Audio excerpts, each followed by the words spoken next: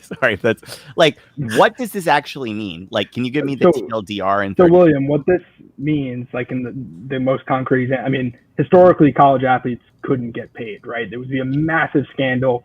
Like Reggie Bush lost his Heisman for taking, $100,000 when the guy was the most famous athlete on the planet. Whereas now, literally all of these athletes, like the Arkansas offensive line, is getting paid $500 a month by some car dealership in Arkansas to like say, hey, come buy a car at this car dealership. So it is, I mean, it's literally paradigm shifting. Like it is as massive as a sports story can be. What I think is interesting, taking it back to like an esports perspective for a second, is it'll be interesting to see like the FaZe story, or sorry, Nadeshot, the 100 Thieves story is interesting. Like, do you think we're going to see the most famous athletes start streaming and getting paid and sponsoring like the most famous college athletes? I think that's a pretty interesting opportunity. I think that is pretty likely, because I think many people misunderstand that there's massive overlap between people who are competitive in sports and people who are competitive when they're too tired to play sports, right? Or when they're done playing with the team for the day. Like, it's just, if you're a competitive person, you're probably into esports too.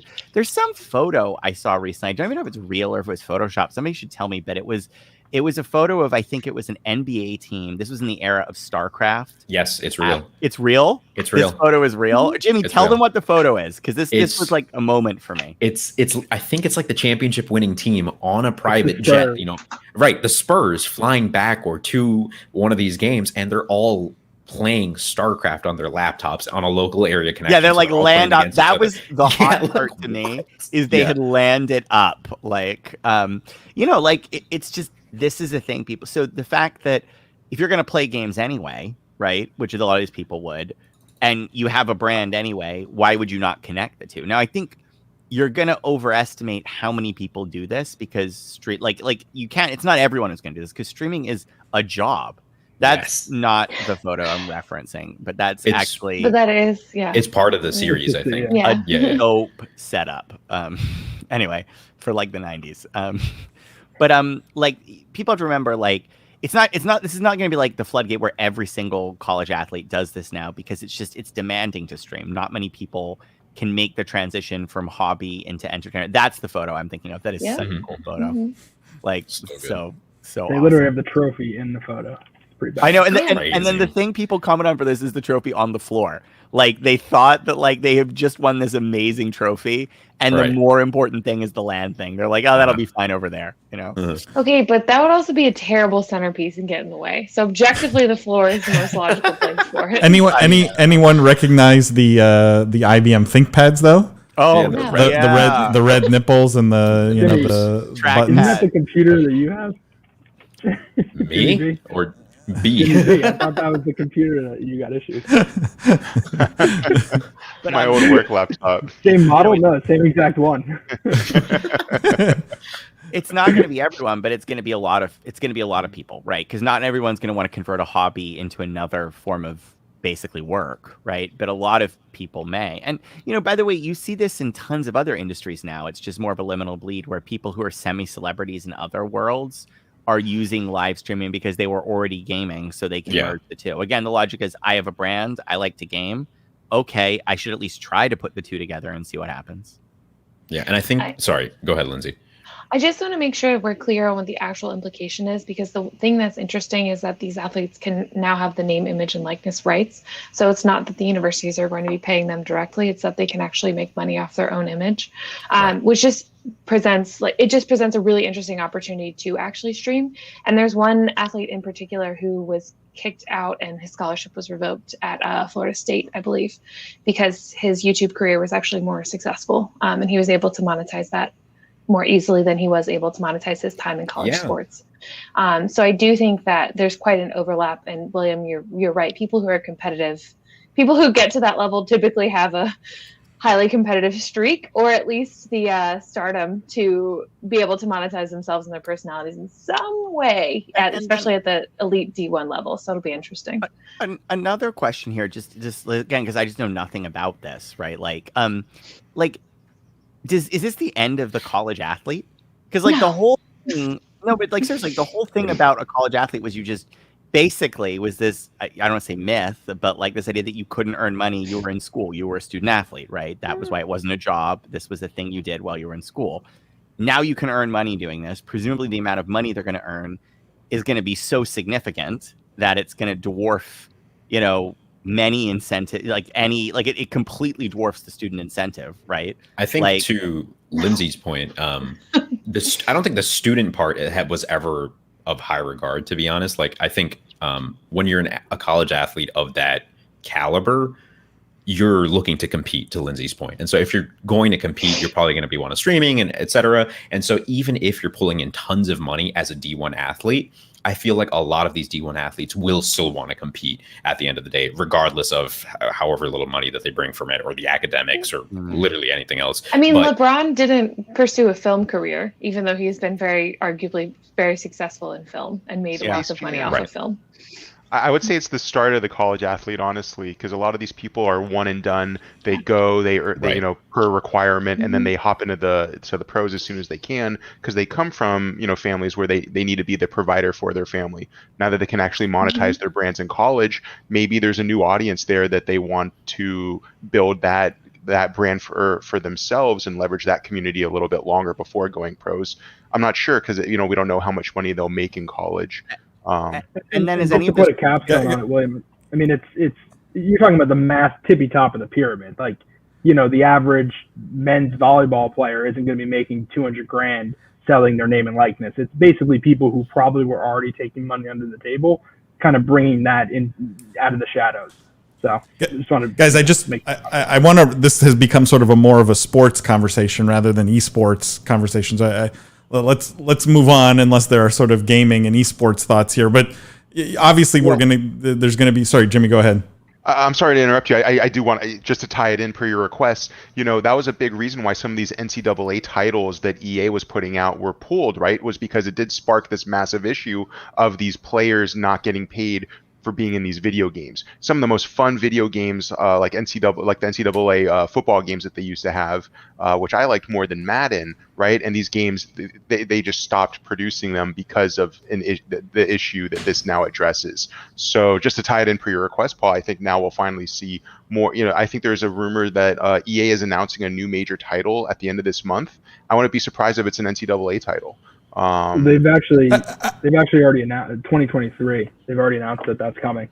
I think there are repercussions here, personally, that I think no one's talking about and no one's considering, which is the influencer and streamer space at that age and level all of a sudden is going to get that much more competitive and that much more crowded. And so if you're a wannabe Twitch streamer, like if that's your goal in life and it's to be successful as a streamer, now not only are you competing with pro gamers who people come to watch because they're great at the game, not only are you competing with all the established entertainers and influencers in the space, but now you're competing with literally every college athlete who has an audience.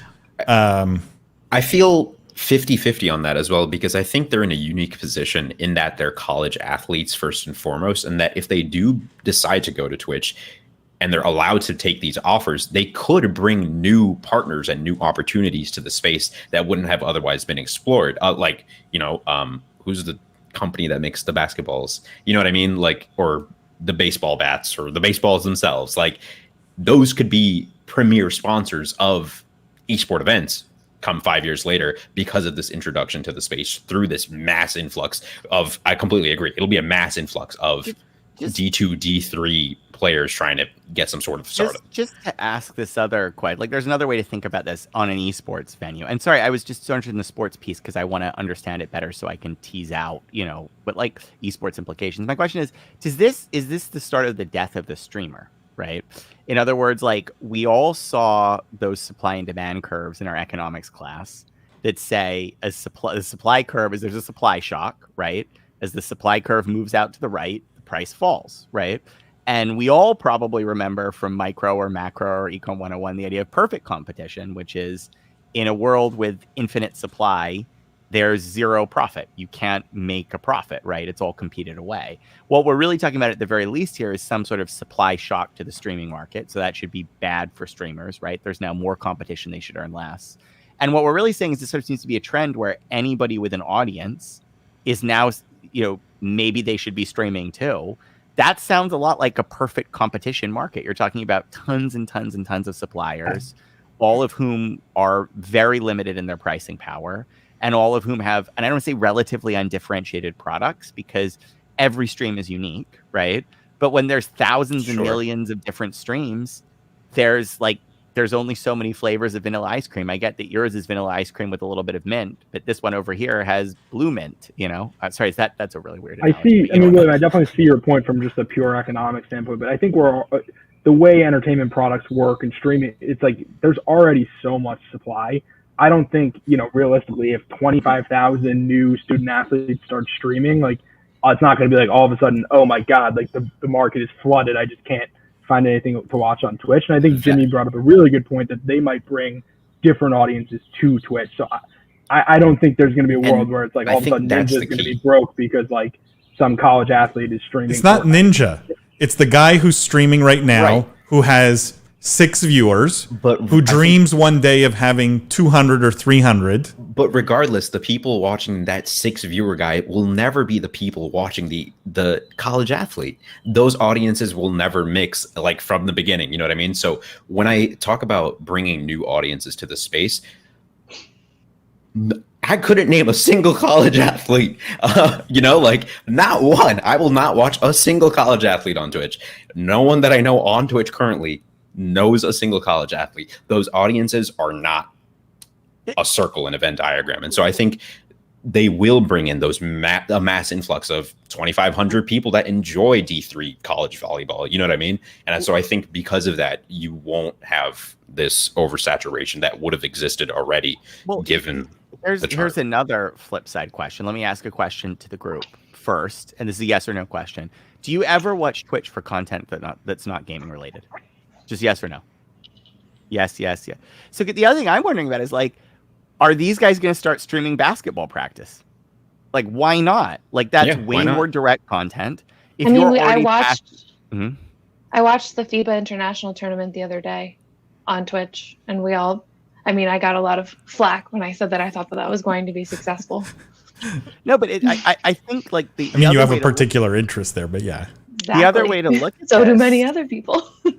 is there's new content verticals being born. The opportunity here is not these guys maybe like video games, they should stream video games. It's these guys are already very good at something that people might want to watch, right? Because let's be honest, we're not I think just it's watching, both. Yeah.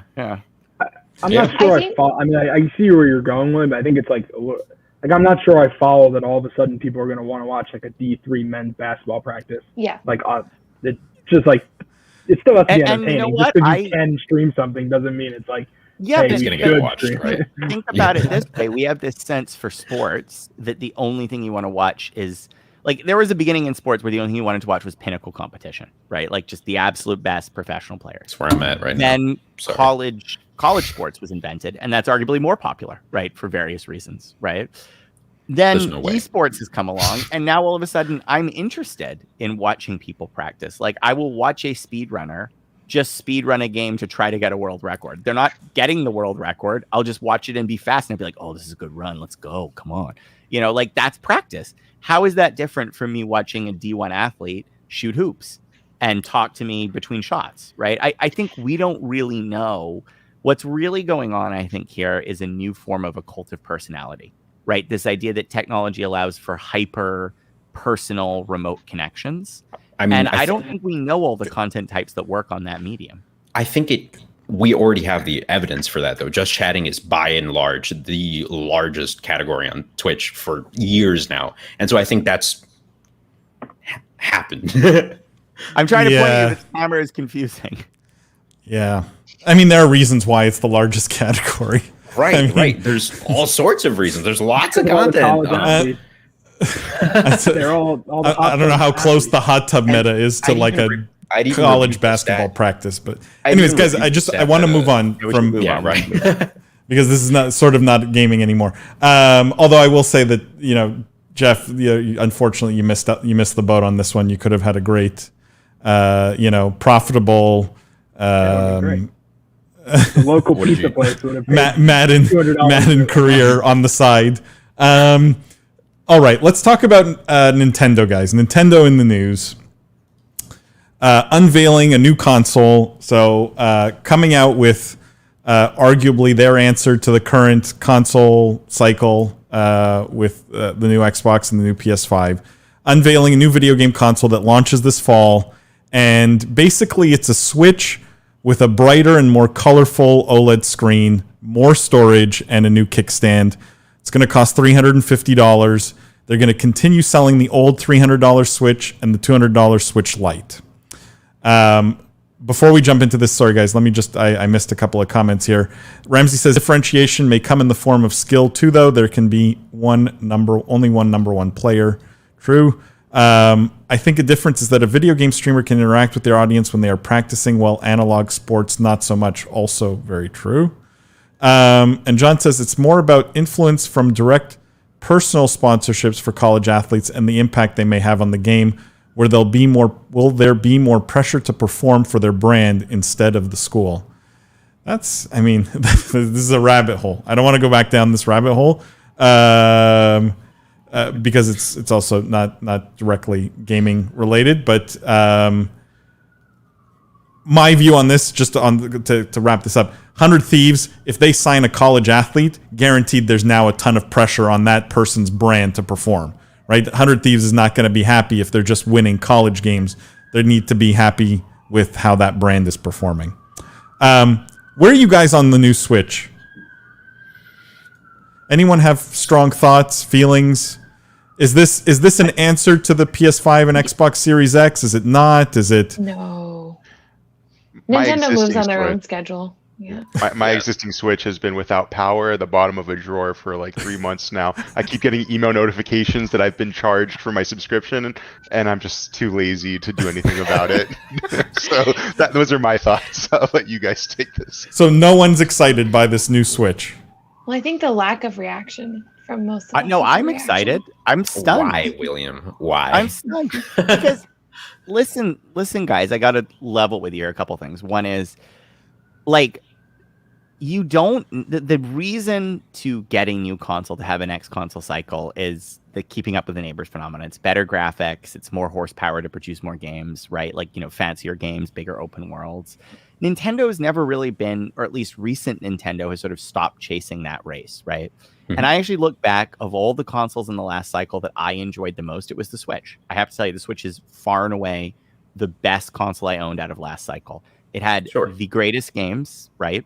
Like Mario Odyssey, Breath of the Wild, right? Let's start there. But tons of other games that you don't even really think of as a Switch exclusive that were just better on the Switch because they were portable, like Hades, right? So it had the best games of the last generation. It has the form factor that fits, I think, most closely in a mobile-leaning world. Like the Switch feels to me almost what mobile gaming should be when I really play on it, because I feel like I can get good at it. I feel like I can have professional level control. I can even plug in my Pro controller if I want, right? So I really like this. What Nintendo is essentially doing is we're saying we're not ready to bifurcate our player base across different consoles and have to deal with releasing different types of games, right? We're going to push out a slightly newer, more premium version for engaged customers, right? But we don't see a need yet from a technological standpoint to leap the divide, because the games we're doing are doing well, and the games we continue to make. And you have to remember, Nintendo is very different from these other guys in that they're largely internally developed games. Their marquee titles are made by them. So if you're an Xbox and you don't have the greatest power, you're at risk. You're competing up with developers who want to develop on PC and who might just go PS exclusive because it lets them do more, right? This is an internal dev-led publisher who, if their developers aren't saying, oh my gosh, we can do so much more if we have X, Y, and Z, right? They don't have that pressure on them. I think this will do just fine. It's not going to light the world on fire. You're not going to see William, what I'm confused about is that everything you just said is 100% true and is a great pitch for the Switch, which has been massively successful. I'm just not sure what this new, this seemed to be something that, to me, the announcement kind of fell flat on the face a little bit. Like, what everyone sort of knew a Switch Pro was coming. Like, what did this actually provide besides a slightly better, I guess the battery life is better. I don't know. Right. And the screen is better. And to William's point about, internal development, and you're really creating for the product that you have. Granted. However, a lot of the games created by Nintendo on that internal development schedule run like butt. They don't run well on this Switch. And why wouldn't you make sure that the product that you do have, that you're shipping as your main flagship line stuff, why wouldn't you make sure that that could run at least consistent 30 FPS, consistent 60, whatever it is, just consistently on your flagship product? Would you guys have liked this announcement more if it were a Switch Pro that had, 1.25x the processing power? Not even. Honestly, I would just be happy if they said that, hey, we beefed it up a little so that we can run Mario consistently, that we don't glitch out sometimes when switching between scenes. It's just like ensure that the initial product is seamless in my books before going to the iPhone Pro Max or whatever. But for my case, that's what I would have loved to see. Just a little increase to ensure that the quality is uniform across all their products. The big miss for me is why no 4K?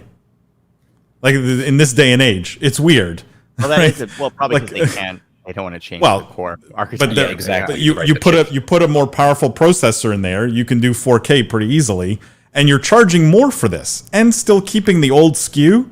Like it seems like a very confused strategy. Had they released it as a much more?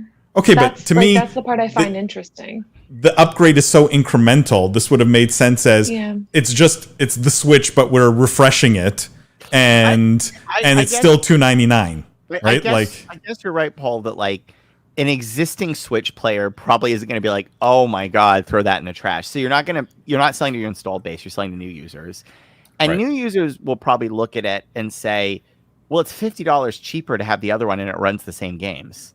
Well, they would just get the 2DS at that point, though. Yeah. That's actually a good point. I don't know. Well, the Switch Lite runs the if you have a 4K if you have a 4K TV and you want to play in 4K on the Switch, you can't. So like the whole docking thing, if you don't care about it, you have a $200 competitor in your own. I don't know.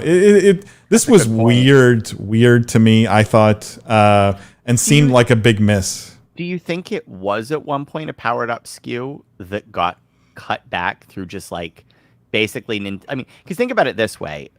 Another way to read this might be Nintendo is going to launch another console coming up, right? So imagine they had a 1.5x Switch in the works, a true Switch Pro, like we're talking about. Internal strategy could have said, wait a minute, guys. Like, we don't want to trick all our existing users to upgrade this year when next year we're going to ask them to upgrade again. Dial this back. But there's still some, it becomes a lingering project. There's still some demand. There's some sell-in. And so it ends up with this sort of half-baked $50 price increase, I actually kind of like that explanation. That this, oddly enough, makes me think there is a new Nintendo console coming sooner than we think. Yeah, they do that. Like, they kind of follow that same weird pricing scheme, especially with the DS and the 3DS that followed. Like there was the 3DSi, the 3DSi XL, the 3DSi Plus, Golden Sparkling. Like they just go crazy. They make all these sorts of models. Cam says, I think they could have done more with the next Switch model. Storage is an easy user solution. Current screen was fine. Yeah, agreed. John says on and off on the Switch. John, I'm curious where you're on and where you're off. Ramsey says, I would think that this is stepping away from PS5 and Xbox competition. Seems like this is them going all in on portable gaming. Ramsey, I like that. I like that explanation. I think it's an interesting thought. The problem is if Sony and Microsoft get their cloud offering in order, right? Assuming they do, and that's a big if. In some ways, that becomes a very strong competitor for the Switch, right? At that point, Switch doesn't have any kind of hardware benefit. It's really the games. Like if you want to play Mario or Zelda, you have to buy a Nintendo console. But otherwise, from a hardware standpoint, like your standard iPad's probably way more powerful than the Switch, to be very honest. So. I don't know if this is them. I mean, obviously they're all in on portable. It just seems weird to ignore 4K. That was the strangest thing for me. I don't know if you guys had any other thoughts on this, but we can move on. We've got some Amazon news. Amazon the headline here from GamesBeat: Amazon shifts Lumberyard to open source 3D game engine supported by 20 companies. So for those of you who don't know, Lumberyard is Amazon's game engine. They're making it open source, so they're going to be offering it basically free to everyone, both to develop and to use. And there are a lot of companies signed on basically to contribute to this open source project. In other words, to help make the game engine better and more complete. Amazon, obviously, Adobe, Huawei, Niantic, Red Hat, among others. And so I'm curious where you guys think, what kind of effect you guys think this may have on what has been up until now very much a two-horse race between Unity and Unreal from Epic. Depends on how good and accessible it is, right? Like how well optimized the engine is, because Unity and Epic have the power that they can run on like potatoes, and that gives them universal accessibility almost. I think that is going to be the key thing that I'm looking for here. But looking at the history of Amazon Studios products, I don't feel confident about that. That's my initial look at it. Keep in mind, guys, this engine, just to give you a little more color here, was not like this was Amazon's creation, but it was originally licensed. Like the underpinning is the Crytek engine or CryEngine. Whoa, I didn't know that. And so like there are seriously solid underpinnings to this game engine. This is nothing to sneeze at. It's not. It changes a lot. My thought is that I don't think game engines are that expensive. Like these third-party game engines, I don't think are a massive part of the cost of building a AAA game. Like if you think about it, what does it cost to have a Unity seat license? Like I think it's per seat like $100.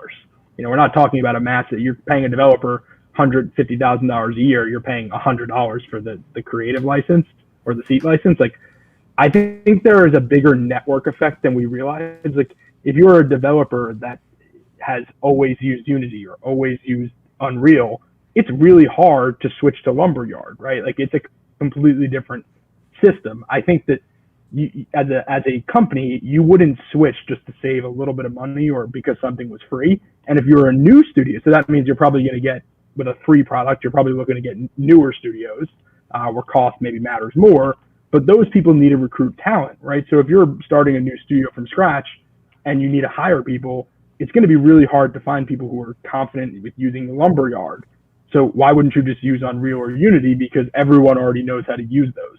So I think there's an element of that where people, it's as if a company wanted to hire you and they're like, we don't use Microsoft Excel, we use XYZ product. I don't even know what would be a competitor to Excel, but something that like nobody knew how to use. You'd be like, well, I'm probably not a good fit or a good candidate. We use an abacus. Right. Like you'd be like, well, you can't use a computer when you work here. You have to use your phone calculator to do all financial calculations. You'd be like, well, I need you to draw me a financial projection. It's a good point, Jeff. Keep in mind though that I think this is why they're making it open source, right? That not only can people use it freely, but also contribute to it freely, right? Whereas Unity and Unreal are very much walled gardens. They're closed ecosystem. They're closed products, right? Like if you're a big developer like Niantic, right? And Unity doesn't serve your purpose for whatever reason. It has things that you're constantly working around and having to develop around as opposed to fitting what you're trying to make, right? I can understand why they'd get on board with a Lumberyard that's open source, where they can have an impact on the engine itself, right? They're not just a customer. And so that's kind of my question, because there is some big backers here.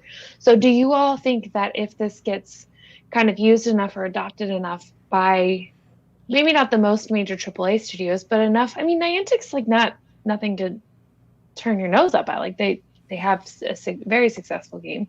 So I wonder if that will drive the price of Unity and Unreal down to eventually being, they might not give up, like they might not make it, open source, but they certainly might be able to drive the price down or eventually give a free product. Is that something that you all think could happen with a third free open source competitor? Do you think the other two will eventually have to drop prices if there's enough pickup?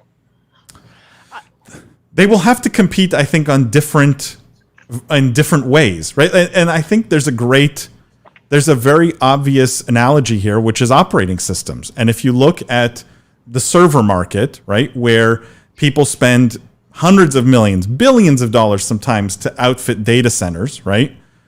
The cost of Windows licenses to run on servers is minuscule compared to the cost of the huge hardware expenditure, to Jeff's point, right? But there's a reason people use Linux. There's a reason they put open source software there, because usually they're also involved in the actual development of that open source software. So they're a user and they're a contributor, and there are benefits to that. Yeah. And I don't think Unity or Unreal will ever be able to compete with that. And so they have to take a different path. Like, it has to be maybe simpler to use, or like the benefits of the walled garden. That's it. Yeah, well, it's the hair club for men model is what you're describing, right? Like, for lack of a better word, right? You know what I'm saying about, like, I'm not just a customer. I'm not just an owner. No idea, to be honest. That was the one where they had like the fancy Madison Avenue, like, is that what you're talking about, William? Yeah. Like, New York the super fancy offices. Yep. Yeah. Okay. Yeah, somebody got that reference. Yeah. Can you elaborate? I don't remember where I read that. What was the? No, we're not gonna go there. But it's a long like, aside. Yeah, it's a long aside. But I think it sort of reflects what's happening here. Yeah, I mean, to me, this smacks of the fact that I don't think they could get traction with this system, because, to your point, no one's gonna, like, they probably went and they said it's $100 a seat, and they're like, thanks, but all our programmers already know how to use something that's $100 a seat, and they're like, ours. And what are you going to do at that point? You know, because you're right, at that point, price isn't really something you compete on. They could come in and say it's $85 a seat, and you could say $15 not worth it. And then you look at Amazon and the billions of dollars they make, and you can look at charging $15 for this, which might make it compelling. Just why not make it free at that point? So it is interesting. I also wonder how much this connects to AWS. Like, I wonder, so much of this, anytime Amazon does anything with a product, I always wonder, is this just to promote AWS? And I wouldn't be surprised if the one core feature of Lumberyard is deep AWS integration. Yeah, that basically drives all this stuff back to AWS at the end of the day. And then you think about Twitch integration, right? Like, what are there going to be in browser games based on this engine or some, like, I don't know, right? Like, I don't know how that works, but you do have to think about those things for sure. And this is mentioned in the article, but also when you have something that's open source, you can adapt it to many different environments that may be a closed, like Unreal or Unity runs on phones, PC, and console, right? Like, but could you take Lumberyard and adapt it maybe better for vehicle, for example, gaming, right? Like in-car gaming, and it's much more customized for that, or customizable, because of the fact that it's open source. And so this is the whole thing about, we were saying earlier that the publisher proprietary engines are going kind of by the wayside because it wasn't worth maintaining your own. But the whole reason why publisher proprietary engines started is because, for this particular game we want to make, we really wish lighting was handled differently. This is a black and white game, we want to do lighting differently. Or like, this is a, highly context dependent game. So we really wish, like, you could support any character set, not just, like English language. Right, if you have a highly specific thing, then it makes sense. But otherwise... My hot take on this, guys, is this will be Amazon's most successful gaming product for the next 10 years. Wow. I think this is going to cause a lot of headaches for Unity and Unreal. And I think if I'm a shareholder, especially at Unity, where I don't have Fortnite, I am especially worried today, because I think anytime you have open source, solid technology, huge backers, obvious connections into things like AWS, obvious support from existing developers, like, to me, I'd be very surprised if Amazon messes this up. Julian says anything can connect to AWS. And Julian, I mean, in this particular case, I think I mentioned it, Amazon Web Services is actually one of the 20 founding members of this project. So they're intimately involved, and you could see how, for a game developer, that might be a huge benefit. Wade says, I got the old school hair club for men reference, William. Obviously, I wasn't a customer. Wait. Good sense of humor, Wade. I like that. Julian says, first day of car gaming = equals my last day alive. Julian, not if the cars are driving themselves, right? If future, then we should be okay.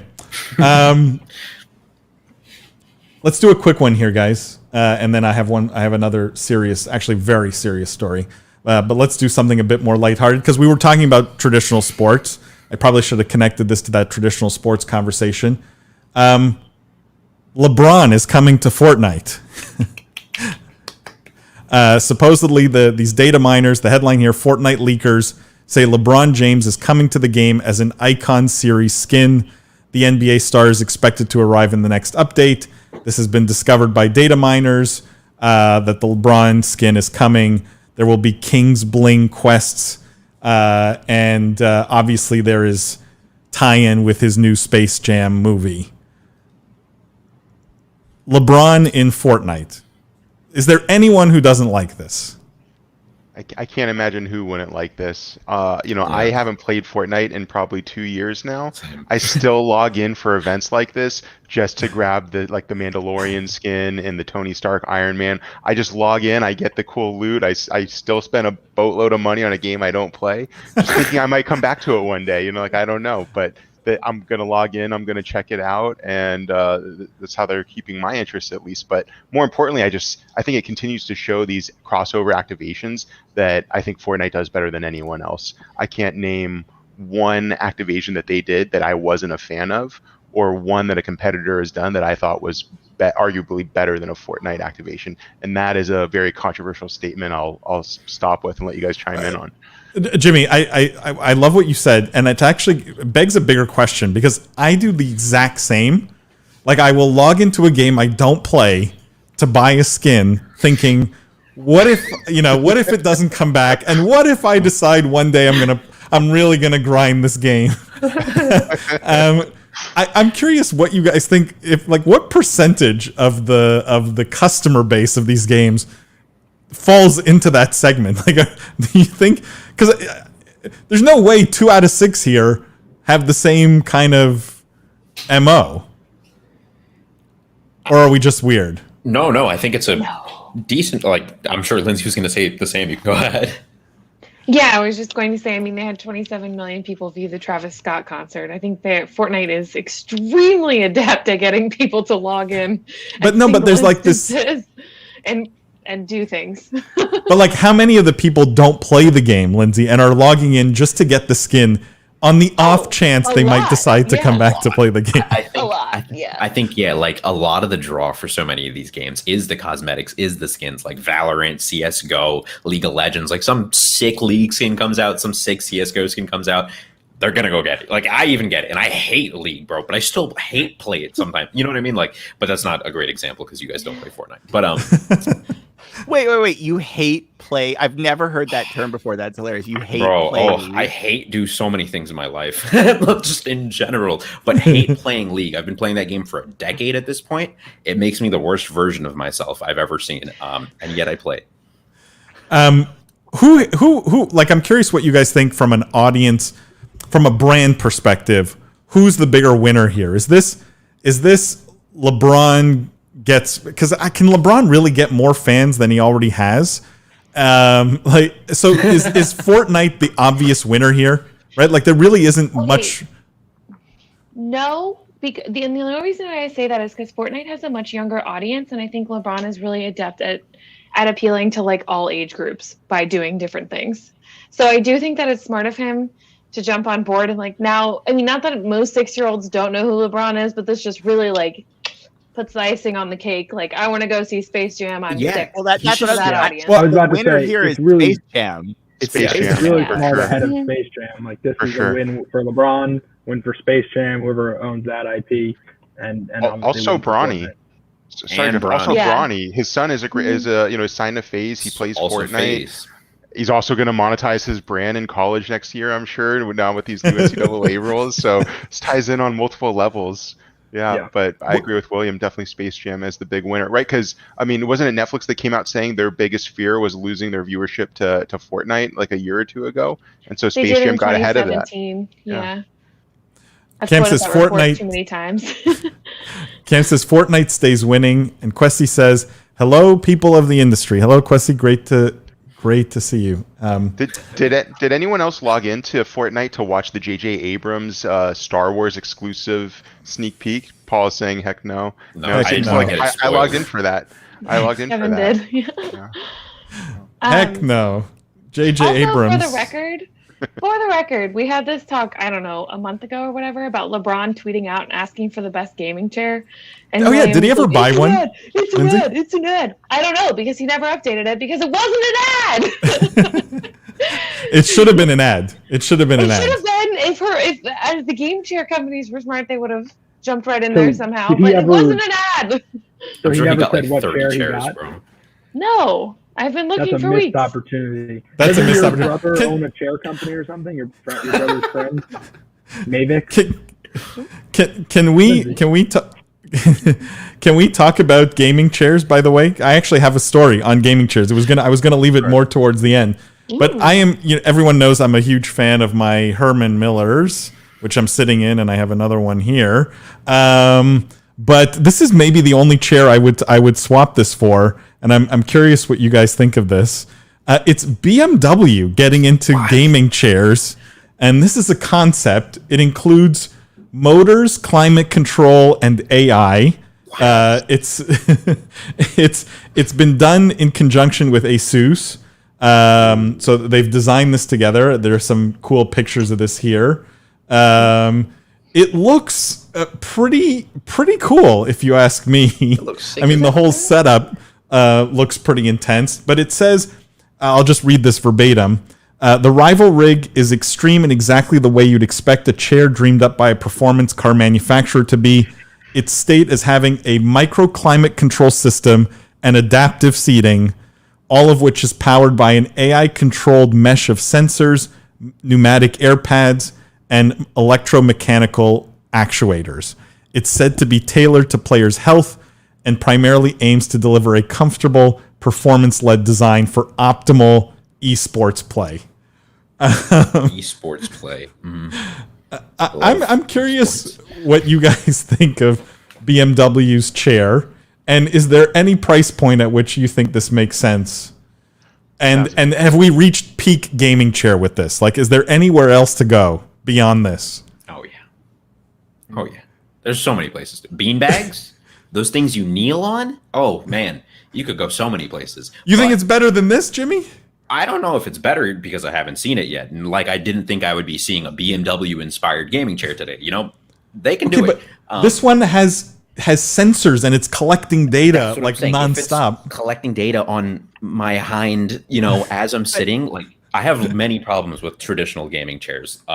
They're not ergonomically designed. If this is actually adjusting with this AI and it has cooling in its seat, like 2,500, 3,000. I'm trying to figure out how many different ways Jimmy can say the word ass without saying the word ass on the podcast. But Yeah, that's the challenge here. Guys, I'm coming out here and I'm basically saying two things, right? One is like, I'm sorry, but there's something else going on here because BMW is not interested in making gaming chairs. Like they're just not. I'm sorry. I don't think, and you don't need AI in your gaming chair because you don't need AI in your chair, right? When you show me the market for AI driven chairs, and there could be a market. I'm just saying like, you're not going to be. What's really going on here, I think, is what we talked about earlier, which is gaming in cars, right?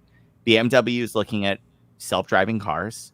They're looking at what's the number one thing people are going to want to do when they're sitting in it, which already has smarts in it. Your car is pretty smart, right? It's going to have a lot of tech in it already that's probably pretty close to gaming able. I think this is the start of BMW trying to put their brand in the gaming space and looking at gaming theoretically around cars and how might they take advantage of car things, right? Because what do you already have in your car? Climate control. I'm sorry, guys, you have your AC. Could they build that into the chair? I think it's the very beginning of a really emerging market, which is going to be exciting, which is car manufacturers trying to say that their car is the gamer's car. I think that's an extension also, William, of the conversation we had with Marco when they were talking about XSET getting into iRacing and stuff. And I don't want to I just want to allude to that briefly and not touch too much on that because it's a great episode and everyone should listen tomorrow. But yeah, I think that makes a lot of sense, right? Like BMW with the rise of iRacing and all these competitive esports in the racing area. It just strikes me as like the concept cars that all car manufacturers make, right, to show off their capabilities or their tech, but really it's brand placement and kind of just a very expensive but fun marketing ploy. So I do disagree with you though that I believe I need AI in everything I own. I don't know why I'm thinking right now, but but the second point I wholeheartedly agree with. My chair feels so dumb all of a sudden. so lacking intelligence. I'm just more excited to see what AI would do to me in a chair. What do they have? What does the AI do? I'm kind of disappointed at you guys, your responses, to be honest. Like, yeah, I get it. This is not like a marketing ploy stunt, obviously, right? It's BMW wanting to appeal to gamers, and it's a one-off chair. But like, wouldn't it be? I don't think it would be so stupid, and I'm sure you could make the business case with inside of BMW to actually launch a chair like this, a pure gaming product at a pure gaming consumer, and it's a separate business line. Like, it doesn't have to be attached to their cars. They are leveraging their expertise of 50 years of people sitting in seats in their cars to design something really great for gamers. Like, I hate that we've just like. Why does it only have to be a marketing stunt? This to me sounds like a legitimate business opportunity for BMW. But you made the same argument with the Xbox mini fridge, right? Yes, yes. Okay. First of all, the Xbox mini fridge would absolutely sell. I don't want to hear any slander on the Xbox mini fridge. I think they both sell, but I also think there's a high. Man, it's Asus ROG. They're doing it as well, right? So I think they're probably came up with a lot of the design here, and then had BMW like co-sign it or something. But regardless of that, like, we've also seen a lot of these. Like, Porsche has a design group that does PC parts, and they're not fantastic. You know what I mean? And so I think that even like bringing the brand doesn't even necessarily guarantee the success. But I agree with you with this one and the Xbox mini fridge. Those two things you could sell. I don't know if you could sell me like a lawn chair that had AI, but my real gaming chair, like, I sit all day in this thing. If I had the money, like, yeah. Kyle says, I've listened to you guys since the beginning. Finally made a live stream. Keep up the good work. Love the show. Kyle, thank you so much. We love you for showing up. I'm so happy you made it. Cam says, entire Biz Esports space compound will have those chairs. Can't wait. Cam, I've already talked to BMW. We are only going to have those chairs. We will not sit in non-AI chairs. It will just be unacceptable. John says, yeah, we need built-in fridge, John. True. This is not peak chair yet. There's no fridge built in. Cam says, I don't see why chairs can't reach that level of complexity. They can absolutely be more than just a basic seat. Agreed. AI to fix posture, remind you to hydrate, etc. Also agree. It's a great. See, Cam, if so much. You drink water, you gotta like disconnect a second and re-enter the real world. No, I love it. That's my biggest problem when I'm gaming is I just don't remember to drink. Nice. But guys, hydrate is the most common like stream active like when you want to send a message to a streamer. Hydrate is the most common by far. Like, reminding a streamer to hydrate is a thing. Also, Jeff, I saw you the weekend Madden 06 came out. Okay. I watched it happen. I did a 24-hour stream. You're right. Yeah. John says, for use at promo events, this is genius. Yeah, I do think it's genius as a marketing stunt also, but I think it would have made even more sense as an actual product. Ramsey says, selling the BMW gaming chair to a kid/young adult brings on a lifelong customer.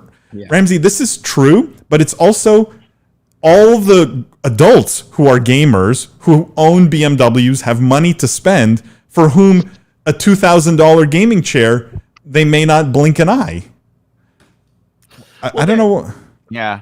I don't know. I mean, I've long wondered what the true upper price point for gaming is, right? Like, just very bluntly.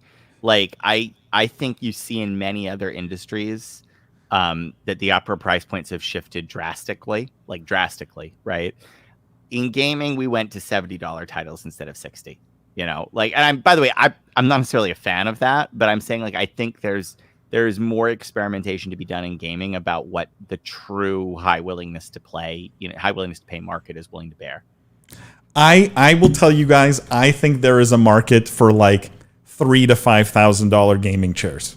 I think there's a legitimate market at those price points of people who will gladly pay to have the greatest, coolest, most feature-rich chair. Yeah, you can park your butt in. John says the rise of metaverse will create chairs that help with the overall virtual experience. Yeah, John, exactly. I mean, the same way chairs are a big part of like sim racing, and D-Box is like one of those companies that does all the motion chairs and things for sim racing. I absolutely agreed that it will be part of the overall experience. So what was your price point real quick, Paul? Your price point that you just offered for that? I think $3,000 to $5,000 we will start seeing chairs. To John's, I think John put it very like succinctly that it will be part of the overall gaming experience, not just something you sit in. And Wade says, new Discord status, Paul is sitting in his chair while listening to Spotify. This is true. All right. Let's move on. Let's do a serious topic here, guys, because between LeBron and the chair, let's do something a bit harder hitting.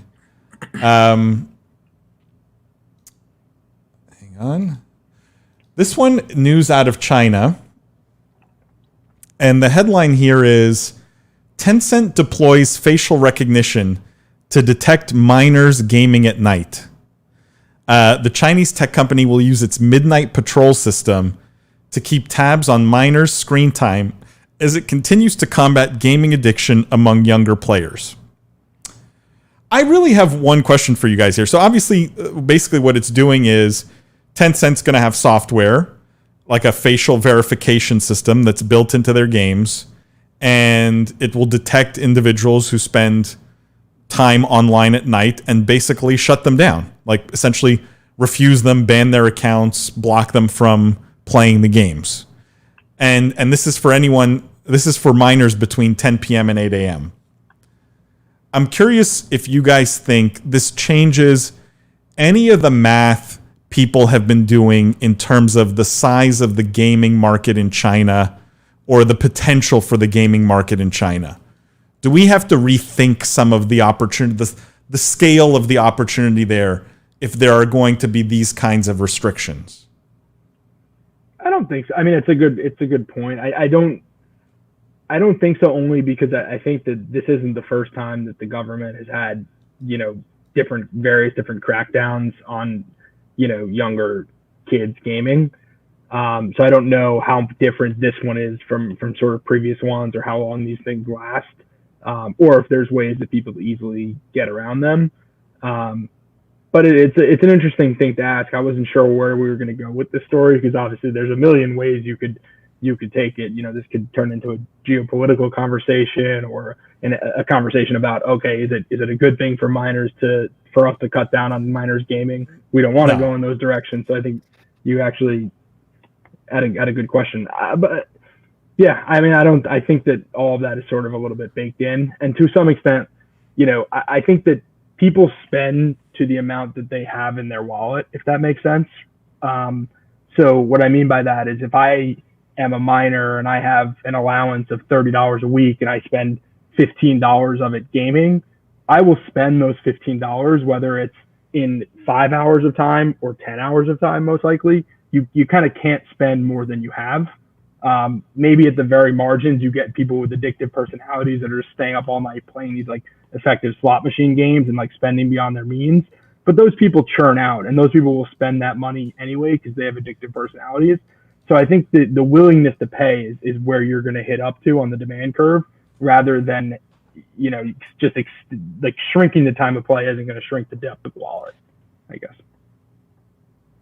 William, you have a thought? I don't know. You're all assuming that this technology actually does something, and I would think two things. Either one, it's easily defeated, right? Because like I don't think you're going to stop kids from playing games. The only people who can really stop kids from playing games are parents and themselves, right?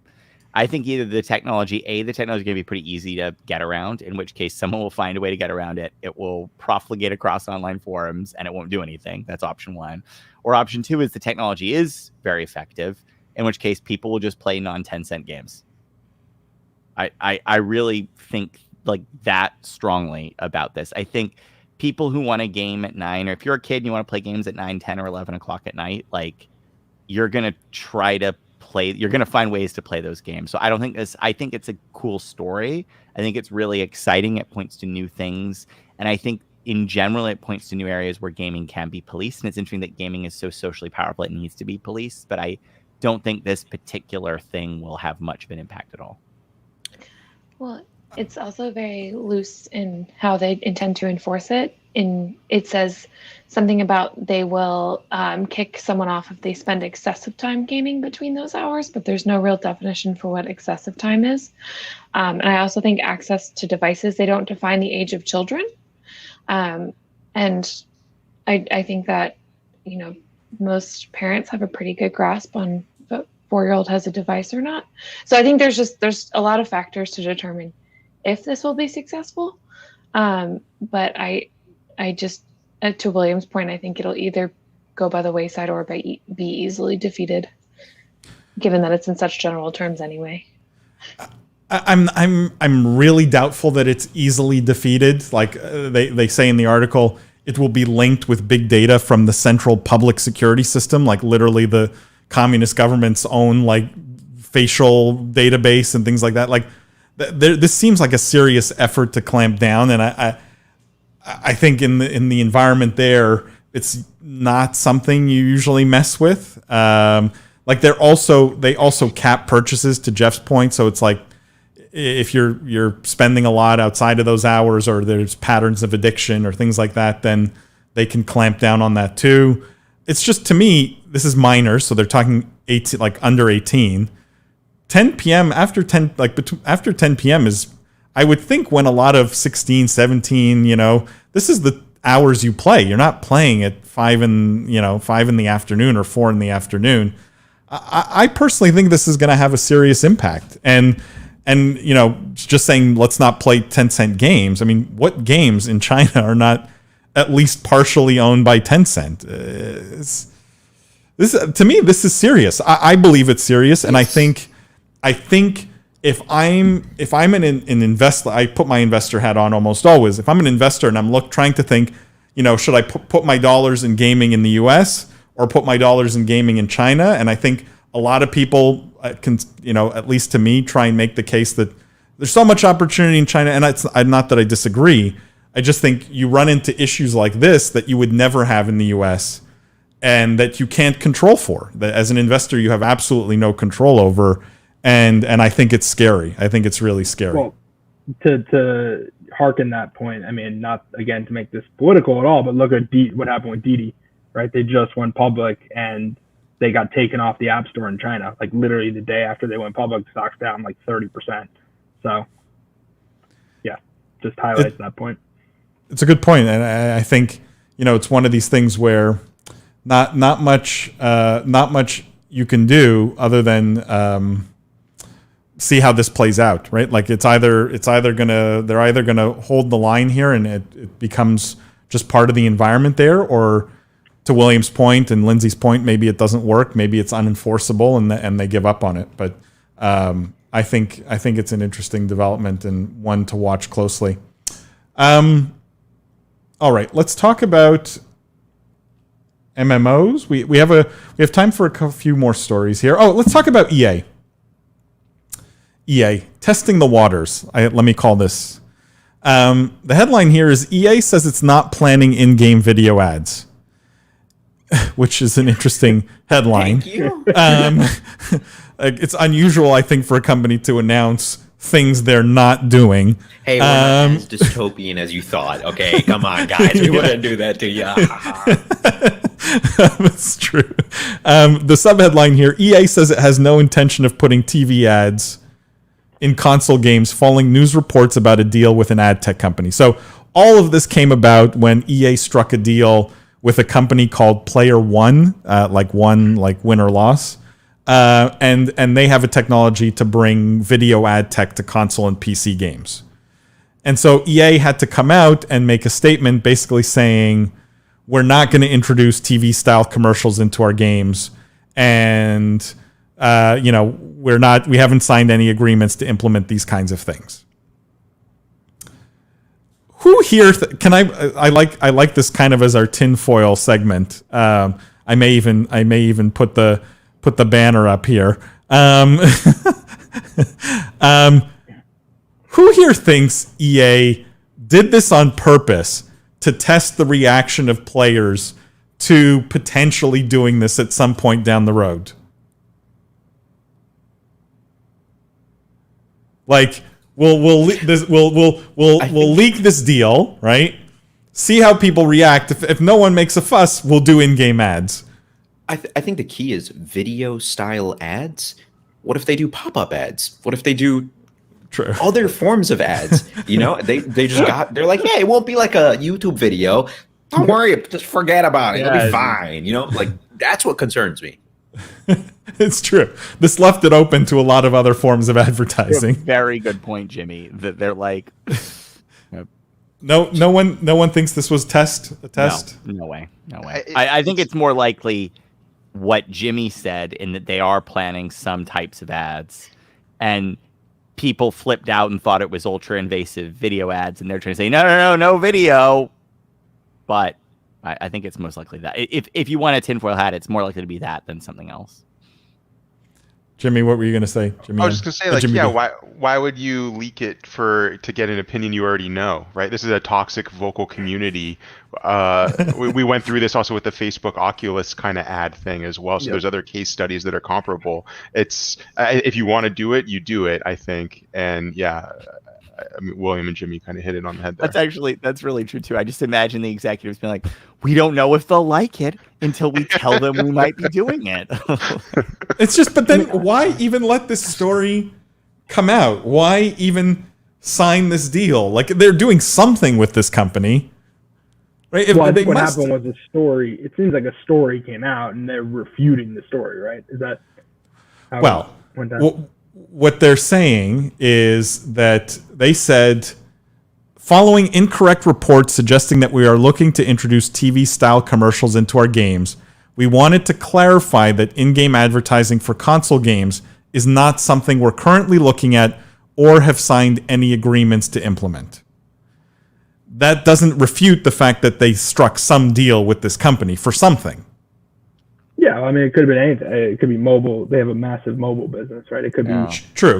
For like free-to-play mobile ads. It could be, actually, I'm sure that's what it is, because all of these mobile companies are buying ad networks right now, right? That's the biggest thing, right? Skills bought an ad network. Zynga bought an ad network.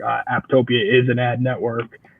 So every mobile company is buying ad networks because of the IDFA deprecation. They're all basically creating these walled content fortresses where you move players between your games rather than advertising externally.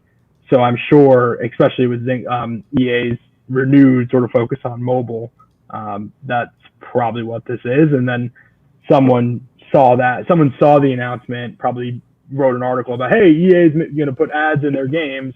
What's odd is that they felt the need to refute it. It's very defensive, sort of like an odd thing to put out, but I'm sure that's what it was. So maybe it's the opposite of my tinfoil hat theory. Maybe they know how finicky the gaming audience is, and they have to come out and refute every single sort of potential story like this. Cam says EA constantly pushes the boundaries of what they can get away with. Boo. Well, there you go. I mean, that attitude right there.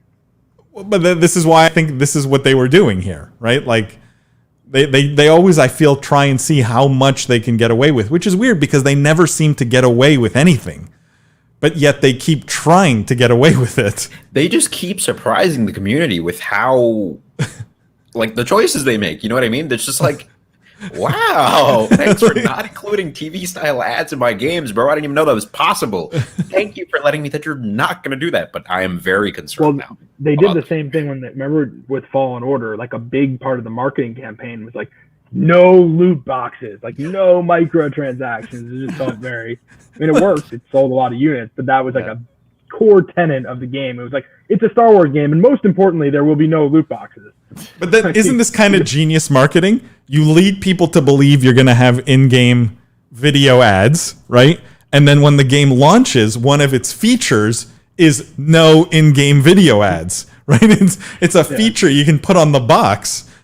So you're telling me they were thinking 20 years ahead. They were like, all right, we're going to shoot ourselves in the foot. We're going to tank our public reputation. But then we're going to fix it up with Respawn and other great developers. I mean, hey, maybe, right? They've got the vision, maybe. Tinfoil hat theories. Guys, before we move on, I just want to say the Business of Esports and this live stream specifically, supported by YouGov. They're a leading international research firm. They supply the best data on gamers, games, esports fans around the world. I mean, the proof was last week. If you guys listened, we figured out that Heroes of the Storm players basically are much more likely to be hopeless romantics. Like, it's this level of granularity in the data. I mentioned it on the podcast also. We got a lot of fun reactions to that on Twitter and things like that. People enjoyed that. But a lot of also very serious data as well around the industry. If you get a chance, I'm putting the link in chat. Go check out their website, yougov.com/gaming-esports. Show them some love. Reach out to them on LinkedIn. Reach out to them on social media, and let them know how much you enjoy the live stream and their support of it. But also, if you're doing business in the space, I think it's definitely worth having a conversation with them around how their data can help your business, because chances are they can. I will also say that we will have a full YouGov Insights segment next week. We don't have one this week, but we will have a full one next week because I know you guys have been enjoying that. And we've been having a lot of fun doing it. So stay tuned for that next week. So go check them out, yougov.com/gaming-esports. Show them some love, and we really appreciate their support.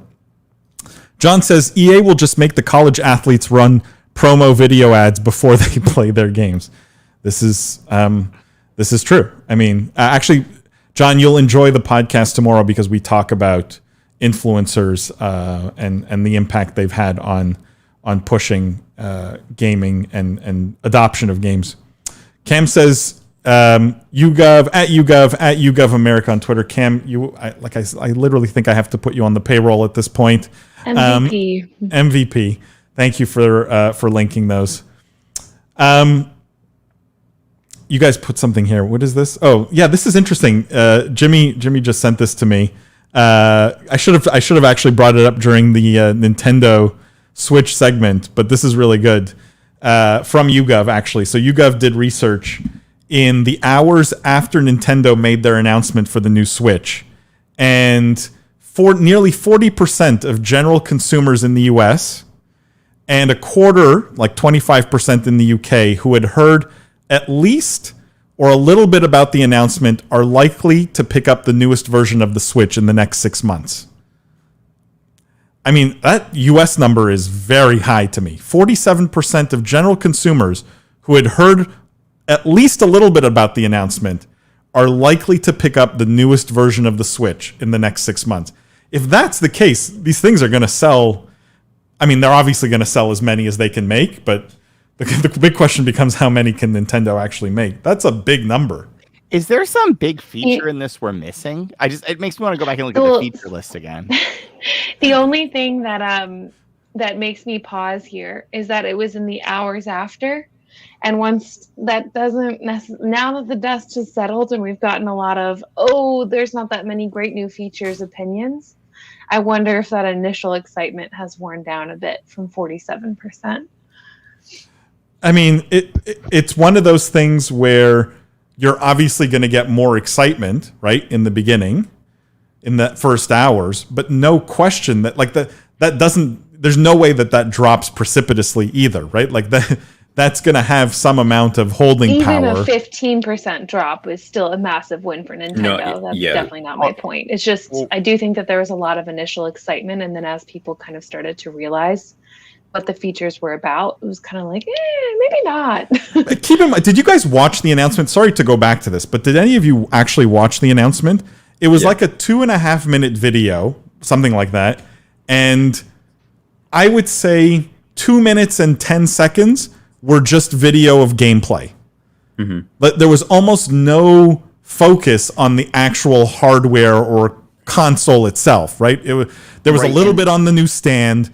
There was a little bit on the OLED screen, and that was it. And the rest was just gameplay.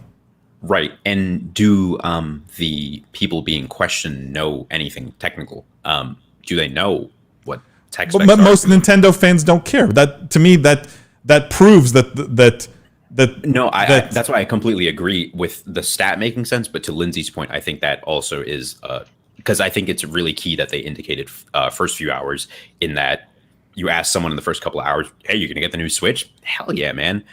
But to Lindsay's point, maybe once they learn more about the technical aspect, they'll be like, hey, it doesn't really seem that different than the one I already own. And I think it's really key that they define the first few hours. But I agree with Lindsay. I think the 15%, 20% drop off will be there.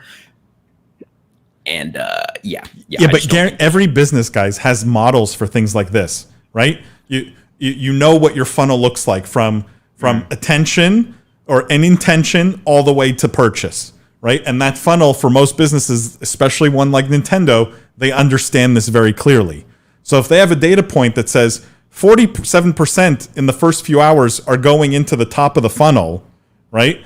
Now they know, again, in terms of actionable data, if I'm head of sales at Nintendo, now I know what I need to do. I need to focus on keeping those people in that funnel, right? And reducing the amount of drop off along the way and taking action on that initial massive interest. I guarantee you they're thinking about how to follow up on this interest in those first few hours, not just in that, putting out that first video. This is, I think, the power of having this kind of data in terms of how you take action on it. So, look, knowing that the interest was so high initially, like, definitely makes me change my view on it. I do just wonder. I mean, it proves that the Nintendo audience, but it proves also that the Nintendo audience is relatively unsophisticated from a hardware standpoint, right? They probably don't care what the hardware changes are. It's a new Switch. It's a cool product from Nintendo. It looks good, right? This is enough to compel people to say, I'm going to buy it. Also, I just want to say, we are harping on one statistic, and I see Paul dropped in the chat for everyone listening that you can go check out the other insights that YouGov offers on first impressions from the Nintendo Switch, all polled yesterday, July 6th. So, a lot of interesting things there in terms of like interest in the kickstand or interest in the OLED display, not just the overall will they buy it that we're talking about here. So really nuanced, I think, and detailed insights here. If you guys want, I can bring this up if you want to. If it's worth, I think it might be worth just taking a quick look at. But if I bring this up here, the most exciting features. For those likely to purchase a Switch OLED, obviously the improved display size and quality, obviously the increased storage. The ones that were the least, I think what's interesting is the least exciting were the improved audio, which they did also highlight in that launch video. Looking at this, it makes me completely rethink my take on this product. Well, my original take was correct, by the way, but it makes me completely rethink. It looks to me like Nintendo probably almost had some internal marketing about what could we do to freshen up the Switch. The number one user complaints where there's not enough storage and I wish the display was brighter, right? They recognize the Switch is ready to go. Let's just spruce it up. How do we keep it cheap? $50 incremental increase. And then here you're seeing it reflected in the consumer sentiment back, right? I think this is a survey asking them about the OLED Switch specifically anyways. But guys... Like, look at this next stat, because this next stat, I think, is coming back to our point that I think intuitively we all felt, which is when they asked when they looked at people who were not likely or not likely at all to purchase the Switch OLED in the next 6 months, right? The reasons that they gave, the number one reason was, and this is 21% of people in the US, the updates to the system over the original Switch aren't substantial enough. So for in the US, for people who were not likely to purchase it, the reason they're not likely to purchase it was it's not enough of an upgrade. What's interesting is it's totally not the case in Great Britain, in the UK, where they don't seem to care that it's not enough of an upgrade. Their biggest concerns were cost, and their current console was perfectly fine. Any thoughts on why the US compared to the UK? Like, most of the other stats trend relatively close. Why do we think that the Americans... No, I'm kidding. Why do we think Americans care so much more about the updates to the system being substantial enough, and that being, the reason they're not buying it? Consumer culture, iPhone culture, I think. It's a good thought. That's what I think. That would be my initial thought. That and the fact, if you read into the British numbers, there seems to be some sense of their withholding judgment on, like, I need to do more research before I buy is higher, right? Like, things like that. I don't play video games is much higher, which is also kind of interesting. Ramsey says, isn't the third row basically the same as the first? Updates aren't substantial enough, so I'm happy with the one I have. Yeah. Well, I mean, they're different thoughts. They are different and distinct thoughts. I can see how they're definitely correlated potentially, but like you can be happy with the system you have and not think it did enough to get another one. Yes, or vice versa. You can be happy with your current console, but still think the updates aren't good enough to buy, or still think still think the updates aren't good enough to buy. So. The only other big difference, or the area where there was separation between the numbers, is I need to do more research before I buy, which was definitely higher in the UK than in the US. So we're more impulsive consumers in the US, maybe, or just because something's new. So that was, and just in terms of the methodology, guys, this was really interesting. And Jimmy, you brought it up. They polled 1,291 US adults online on July 6th, so that was yesterday when it was announced, between 12:12 p.m. and 1:45 p.m. Eastern Time. So literally in the moment. And the margin of error is 3.7%. So, even with the margin of error there, you are talking about a huge number of people who essentially are saying, we intend to buy this thing after seeing the announcement. Similar to the British adults, about the same size sample. So, I posted this, guys, the whole sort of data set that they put out on the Switch. It's a lot of cool stats in here, a lot of cool facts. Definitely go check it out. The link's in the chat. There you go. We ended up doing a small YouGov Insight segment after all on the Switch, which play the video. Play the video. Play the video. The video from the beginning. Profit of esports. I like using rich data sets. All right. Let's. You just got juiced. You are not gonna make that a thing, Jeff. You got juiced. We are gonna get these videos will get demonetized for sure. You could leave that sitting in the chair. All right, let's talk about MMOs. I have a story here on MMOs and startups in general in the gaming space. Gaming startup Singularity 6 raises $30 million to launch new MMO. Singularity 6, it's a startup founded in 2018, raised $30 million to launch Palia, its new MMO game. Both of the founders came from Riot, which I'm curious why you think they would have left Riot, who's also working on an MMO, to go make an MMO. But supposedly the game is going to be more what they compare it to Animal Crossing, so like more peaceful, creative style game. I don't know how you make an MMO that's more peaceful and creative, but let me just read you the comment here. It's an MMO where players get to make a new life, build their own home, find a new identity in the world. They can meet and befriend the compelling cast of characters that we paid for the world, and they can experience the evolving world narrative that we're going to tell on a grand scale. We're really focused on this idea that games can be for good and really help people deepen their lives.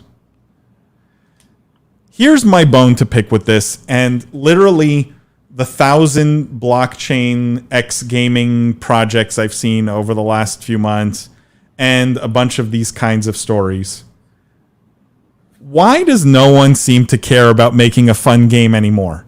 It's about pay to earn. It's about doing good. It's about deepening your life. Like, $30 million, and nowhere in here did it say, we're going to make a fun game, guys. It's going to be a lot of fun to play. Has this been lost? Am I crazy? I don't think it's been lost per se, but I do think that there are more audiences now, and that to speak to an Animal Crossing New Horizons audience properly, you have to kind of not scare them away from the concept of a game. You know what I mean? Like, that's what I would believe.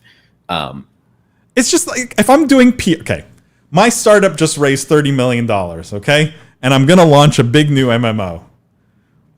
The PR I would try and put out there would be something like, look, this game is so much fun.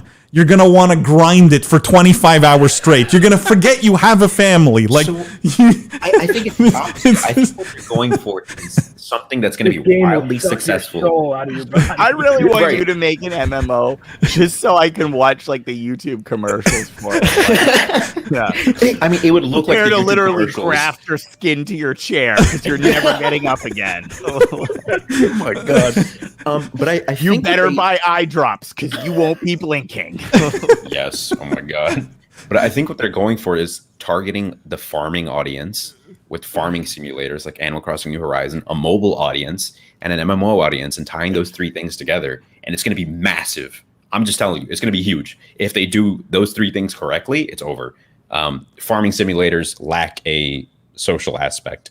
It's always been one player. MMOs, but always online. I just think it's going to be Jimmy, again, like, put my investor hat on. They raised $30 million, okay? My guess is this was probably at least a $200 million valuation. Probably in that range would be my guess. Maybe more, maybe a little bit less. Let's call it in that range, right? Assuming these are venture-type investors, which they are. This business, and by the way, the investors are no slouches. Like, right. Andreessen Horowitz is in here, Transcend, Anthos Capital, London Venture Partners, Fund Plus. Like, these are good, smart investors, right? But this needs to be a $2, $3, $4, $5 billion company, probably 10 for like an Andreessen Horowitz to even care, given the size of the round. Can you get that with something that feels kind of niche?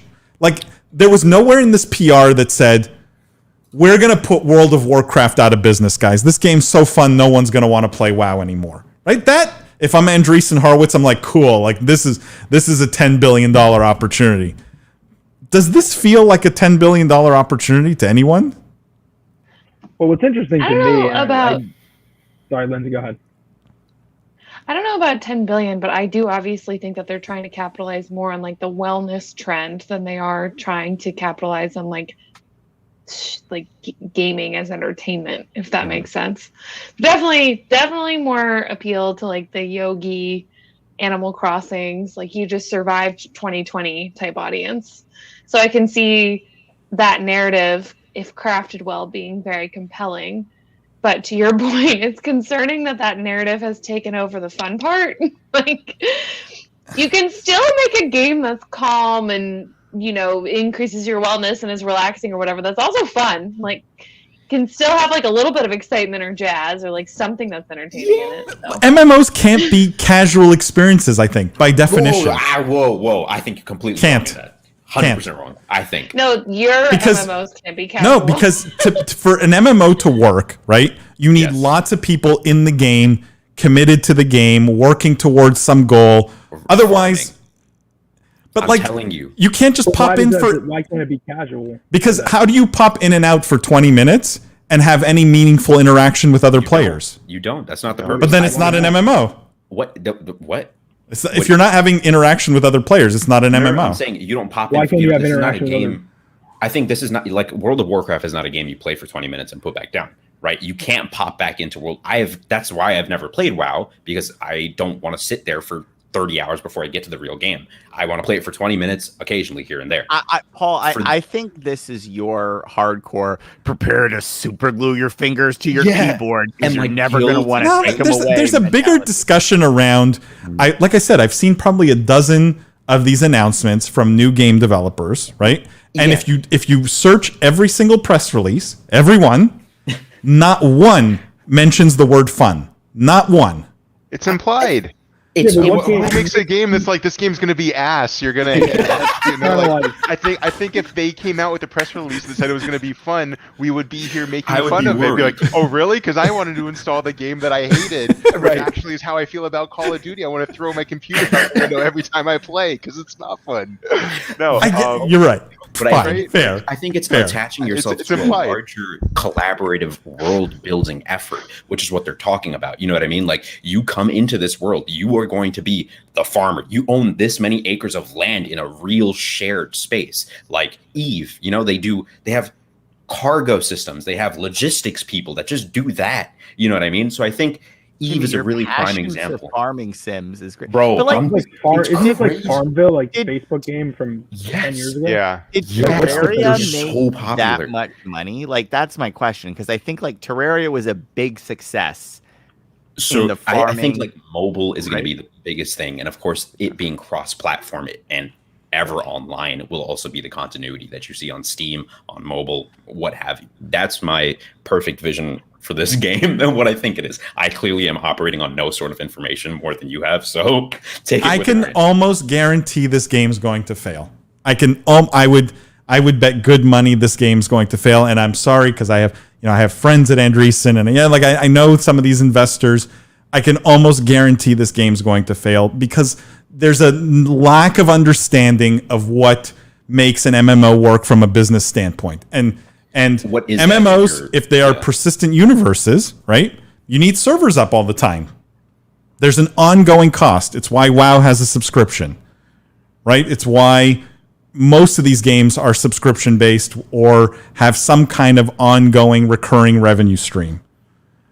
This, if you take out the grind of an MMO, if you take out any kind of grind, if you make it a casual experience, why would people spend $15 or $10 a month? But why does a casual experience have lack of grind? People spend money on Candy Crush, like $50. But their expectations different. They're not. No one's going to pay a $20 a month subscription for Candy Crush. They may pay one to be a subscription. But what I'm saying is, the grind for a casual player still exists in both those scenarios. Candy Crush gets progressively harder. And farming is not easy, and you grind, and there's a time involved. And so I think the grind is still there, like it is in Animal Crossing New Horizon. You can't hop into that game and just hope for the best. You have to put time in to see time out, and that's why I stopped playing that game as well, because I'm not about farming games at all. But again, and the other piece here that's missing, which I think is key to MMO success, is the high, right? It's the next weapon, the next armor piece. It's the next crop, right? Like next season, rotating nitrogen in my soil. I'm telling you, these people exist. They're real. I love what you're saying, Paul, and I take the point, but I do think you're reading like all of the things you want could exist in this game, Right. Like and just because I agree with you, for me, it's all about, did my sword glow blue at the end of the night? If it didn't glow blue, it wasn't. If it was glowing blue, I needed to glow a brighter blue with sparkles, Right. But there are many different people who enjoy many different progress systems. And certainly, like, there are plenty of people who will say, well, I grew some strawberries and they had +2 endurance on them. Right. And I gifted them to my friend and he got another heart box. And that was a good night. Like, I think you're building in too much. Don't even get me wrong. I will never play this game. I will never touch it because I don't like farming games. But I know there's a rabid community out there of whales that play those kinds of games. especially on mobile platforms. So taking a step back from this specific, like this exact example, I think it's important to note. No, I mean that obviously is what we were talking about, but I think it's just interesting to note like that we're now seeing VCs like Andreessen investing not just in gaming, because I think 3-5 years ago they kind of were just on the peripheries of gaming. Now they're fully in gaming and they're investing in games. That's something I feel like the buzzword of every VC would be like, well, we're in gaming, but we're in picks and shovels. We don't invest in games because it's too volatile. Like nobody knows what the next popular game is going to be. Well, now they're literally just investing in game publishers. I think which is weird, Jeff. It's interesting. It's strange. I don't know if that's it's strange. It could be we're kind of at the peak of the bubble, but because most VCs would have told you, and will still tell you, this is hit-driven business. As a venture investor, it's too risky. You can't predict the outcome of these things, right? Unless you have a huge portfolio. And Andreessen has enough money under management that they're going to make bets guaranteed on a dozen game developers, right? I would bet good money this is their strategy. This is not going to be one-offs for them. But what's funny is you didn't see this in other forms of entertainment. There were no big VCs that became investors in movies, right? Like it just didn't happen. Yes, there were people who invested in movies, but not traditional institutional like venture capital. Economics are different on hit-driven games, right? Because a movie, you sell so many tickets once and it's done, and maybe there's some residual DVD sales. A World of Warcraft is 25 years. It's an actual business, right? Like, so I don't know. I mean, it's just, it is, but I take your point. I think Jeff has the real insight here, which is this is the venture market and really heavy hit, like basically saying, okay, now it's time for us to look at if games can be a viable like output of the venture model. Well, that's exciting. Let's see. I hope it combats some of the things we've said about a lack of innovation in games, right? I hope maybe this could be the way. I mean, theoretically, VCs solve innovation in lots of other markets. Maybe this is the way we get AAA innovation, back. Not that I agree that it's missing. I don't necessarily agree that it's missing, but on the assumption it is, maybe this is a really good thing. This is, what's happening here, guys, and there's a lot of precedent for this. This happened in tech in mid to late 2000s, where the big companies, like a lot of the big companies in tech at that time struggled. So like BlackBerry blew up, right? BlackBerry was the darling of tech for many years. BlackBerry blew up, and then you had all the top engineers from BlackBerry go and start companies, and they got VC backing not necessarily because their ideas were great, but because they had such a tremendous pedigree. And I think what we're seeing in gaming is very similar in that every single one of these announcements, when there's good VCs involved, the team is always like, oh, they just left Epic, they just left Blizzard, they just left Riot, right? And so many of the big companies, like Blizzard especially, are shedding talent, and it's creating opportunities for these startups with well-pedigreed founders. And this is a big check mark for venture investors. Like, this is just one of those things that you go, well, he was the head of whatever at Blizzard. This is a good bet. It's a safe bet. And I think you're seeing a similar cycle happening in gaming like this. So John says the solution is to pay for the grind, make it free for casual. That does not sit well. That does not sit well. Other way around. You want, maybe. John says separate the players. Yeah, there are ways. I don't think it's ever been done successfully, though. Can you guys think of one game that has catered to hardcore and casual at the same time and monetized both effectively? Nope. I just don't think I don't think it's possible. John says, I'm sitting at the 5-10 Hold'em poker table over the 1-2 table where the players are there for different reasons. Same game, different stakes. Yeah.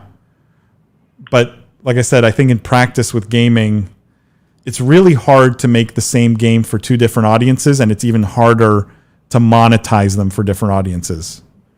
I don't know why you guys maybe think that is, but I don't think any of us could think of an example where that has worked. No theories? Nope. No, I'm so confused why you think that a casual. I mean, not that I don't want to go back into it, but I just don't understand why a casual game couldn't work as an online MMO experience. Yeah, I think a lot of don't get me wrong. I think casual games can work. I just think not as MMOs. But I mean, I'm willing to be proven wrong on this one. I don't think I will be. All right. I guess I still don't understand the difference between an MMO and a metaverse.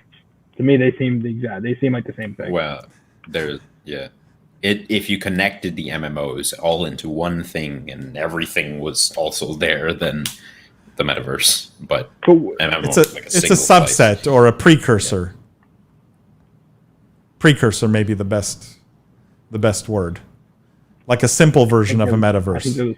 I think people use the word metaverse to me. I think people use them synonymously, or people who aren't maybe as in tune with like WoW. Like 100%. I think when an investor in Andreessen hears massively multiplayer online whatever MMO, they're like, that's a metaverse. That's an online game. Okay, cool, sounds good. I think a metaverse, not the metaverse. Maybe. What is the difference?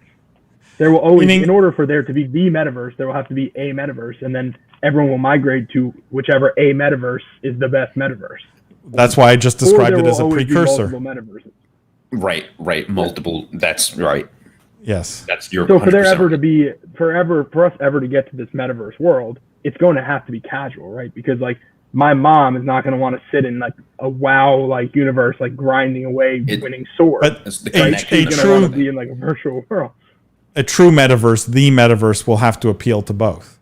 Right. We'll have to have something for both. Right. Again, which doesn't exist today. So that's a subset. Like this is casual metaverse. Prove my point here. It sounds like you just figured out what a metaverse was. Yeah. What point, Jeff? If both will have to exist, and this is a precursor to that eventual future that we all think we're going to get to, wouldn't it be smart to invest in the casual metaverse? You're investing in just a game now. There's no metaverse here. People aren't going to disappear into this world and live there and operate there, and like there's not enough there yet. This is not immersive enough. It's lacking. You have to create it. Of course, there's not. Like this is what I mean. But meaning that's like saying, wow, metaverse. Yeah, it has to start somewhere. It does, and why not here? I don't know. Right, it's just we have to create the rest and then connect them all into one cohesive thing. That would be the metaverse, and then we could variate on the connections between these other subsets. But I think, right, you're thinking like not 100 years, I don't know, like 50 years down the line when we've created so many subsets that can be merged. But it's a very abstract concept in its nature.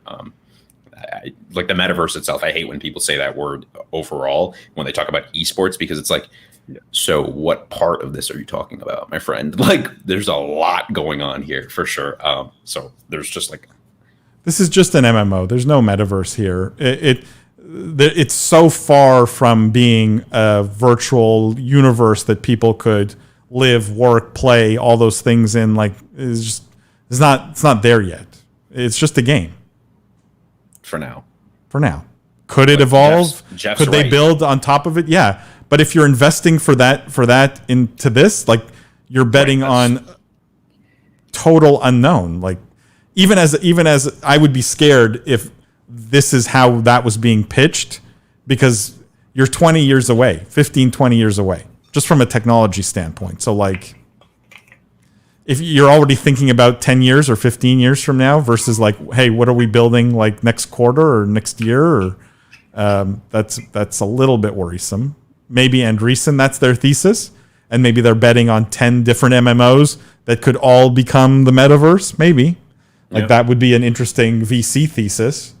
But any one in isolation is not the metaverse and is far from it. They're precursors. They're lacking a lot of the pieces, I think. So yeah, you're both. Wade says maybe it's a vestibule to the metaverse. Yeah, I mean it's good. If we're really trying to figure out the right wording here, yes. The coat check for the metaverse. All right, guys. Do we want to do what are we playing this week? Did anyone play anything? I played River City Girls again. I went back to it. I wanted to try that one more time. I liked it a lot more the second time I looked at it. I'd give it a strong recommendation still. I enjoyed the combat system, blossomed a lot more after like level 5 or 6. So have you been watching Games Done Quick, William? No, but that's a whole separate thing. I love GDQ. It's not that I don't, it's that I prefer, like, first of all, it's difficult for me to watch the live streams, and I don't like to drop in and out. I like to watch the runs. So I watch all the GDQs post on YouTube. It's just the better way to get the content for me, because if I can't be there at the start and at the end, like, and I just sometimes, like, it's not satisfying to me to watch like 2/3 of a run. So, but I love GDQ's my favorite time of the year. Literally, I love it. Well, I'm always curious what people in the chat are playing. Like, that to me is maybe more interesting. I find it interesting data points in terms of what people are playing, and we've had a few times where people have recommended interesting things. So if you guys are playing anything, this is open to you guys as well. Obviously, Jeff, did you have a story you wanted to share about what you were playing? Give us the Madden story.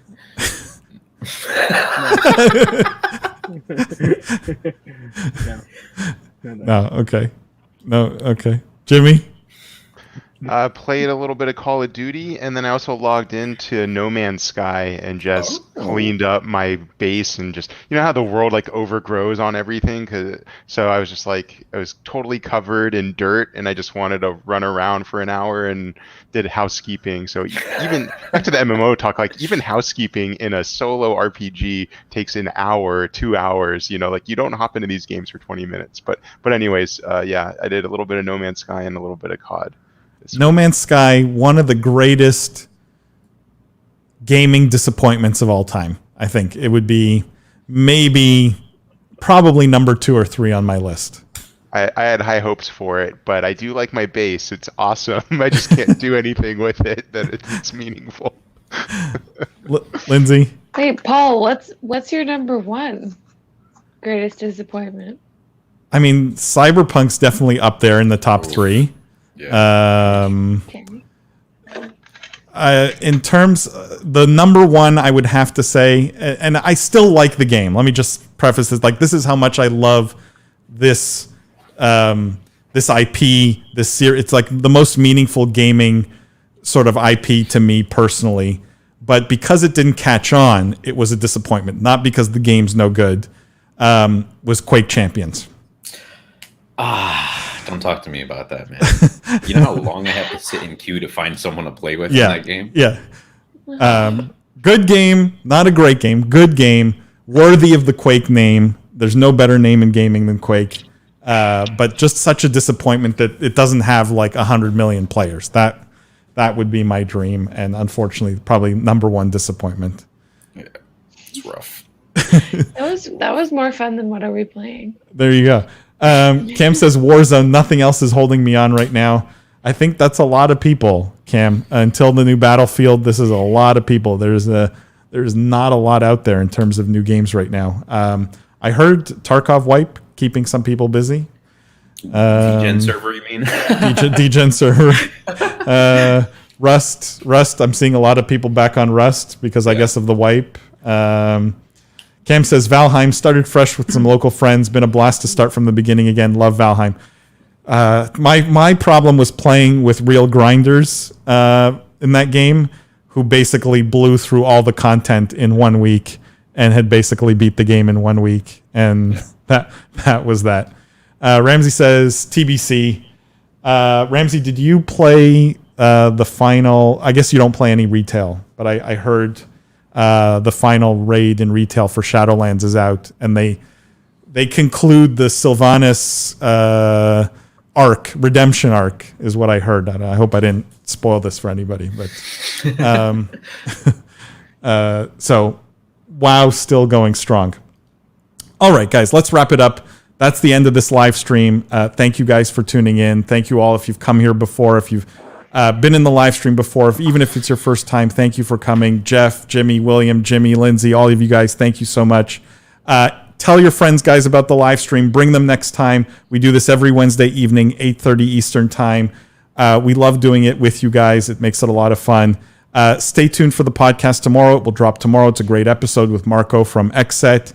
And make sure to follow us, guys, on YouTube. If you're watching this on YouTube, and I'm sorry it didn't work at the beginning, make sure to follow us on YouTube, Instagram, Twitter, TikTok, you name it, everywhere, all those socials. It's all at Biz Esports or Business of Esports. We appreciate you guys tuning in, and we will see you next week.